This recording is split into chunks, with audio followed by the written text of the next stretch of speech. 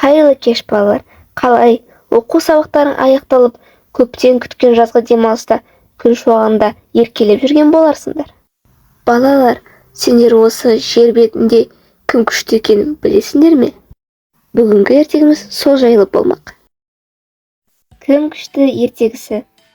Аспан ашық, қар еріп жердің беті көрінген кез. Енді жақын күнде қарлығаштар да ұшып келе бастайды. Жазық далада бірінен соң бірі жайқалып бәйшешек, қызғалдақтар жайқалып, жұпары жер жаһанға тарайды. Иә, осындай оймен адам киіз үйінен шығып айналаға қарап тұр. Туған жерінің әсемдігіне сүйсінген адам әлі ери қоймаған мұзды басып, шалқасынан құлай жаздады. Ей мұз, бұл қалай болғаны? Сен мені шалқамнан құлатып, қуанып тұрғандайсың. Өзің бәрінен күштісің ба қалай? Жауап бер. Мұз болса, өй қайдағы, мен бәрінен күшті болсам, күн шуағына еріп су болмас едім. Енді адам аспанда жарқырап тұрған күннің шуағынан көзін көлеңкелеп, әй күн, жарқырағаныңда бір құпия бар екен да. Сен бе бәрінен күшті? Күн әдеттегідей күлімдеп, әй адам, айтасың ау сенде, мен күшті болсам қара бұлт мені көлеңкелеп жаппас еді. Әне. Енді адам мойнын бұрып, қара бұлтқа назар ауды. Расында, қатулы қабағына қоса тарыс-тұрыс, жарық-жұрқ, найзағалап, бұлт маңғаздана көшіп келе жатты. Әй бұлт, расымен де бәрінен күшті, қорқыныштысы да өзің сияқтысың ғой, деді адам. Бұлт болса бір күрсінді де, мен күшті болсам, мені мына жаңбыр тесіп өтпес еді. Бұлт сөзін аяқтап бітірмей, сіркіреп басталған жаңбыр соңы тоқтаусыз нөсерге айналды. Зәресі ұшқан адам, әй жаңбыр, жаңбыр деймін, бәрінен күштісің, естимісің, деп айғайлайды.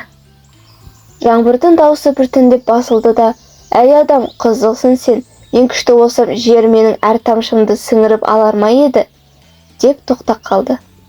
Енді адам өзінің тұрған жеріне қарап, иә, қара жердің қасиеті өте жоғары. Өзіңде өскен азығымен өзімізде, мал жанымызда қорек табады, деп мойындағандай болды.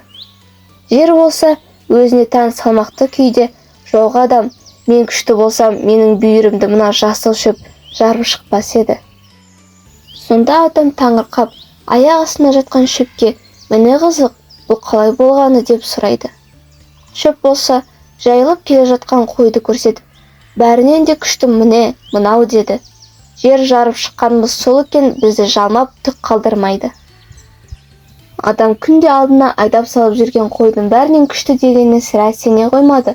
Алайда жап-жасыл шөптің басын орып, шайнаңдап келе жатқан қойдан сұрады. Қой, қайдан олай болсын, мен күшті болсам, қасқыр жүнді жүрмаламас, тісіне баспас еді.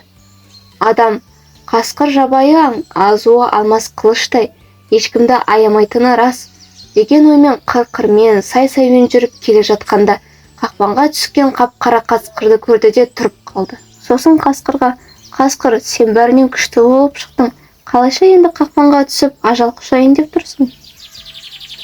Адам, мен сөйлер болсам ақиқатын айтамын, ал сен мені өзіңнің кеңдігіңмен бір еткенмені кешіріп қоя берсең айтайын, деп рұқсатын алады. Мен қайда жүрсем де мені әрдайым алтауыз мылтық құрылған темір қақпаны еркінсітпей, ауыздықтап тұрады. Менен күшті солар деді. Адам болса алтауыз мылтықты да, темірді де балқытып қақпан қоятын адам емес пе? Адамның күшті кім бар? Жаратушының өзі жерге патша етіп қойды емес пе? Деп шүкіршілігін айтып қала берді. Балалар, міне жер бетінде ең күшті, ол ақылды, білімді адам екенін біліп алдыңдар. Сондықтан бүгін оқып, ертең көп жақсы игі істер жасауды ұмытпаңдар. Жайлы жатып, жақсы тұрыңдар. Қымбатты көрермен, бағдарлама ұнаған болса, лайк басып, пікіріңді жазып кет. Келесі бағдарлама жіберіп алмас үшін тіркеліп кет. Көрсетілім демеушісі Кукула боямақтары.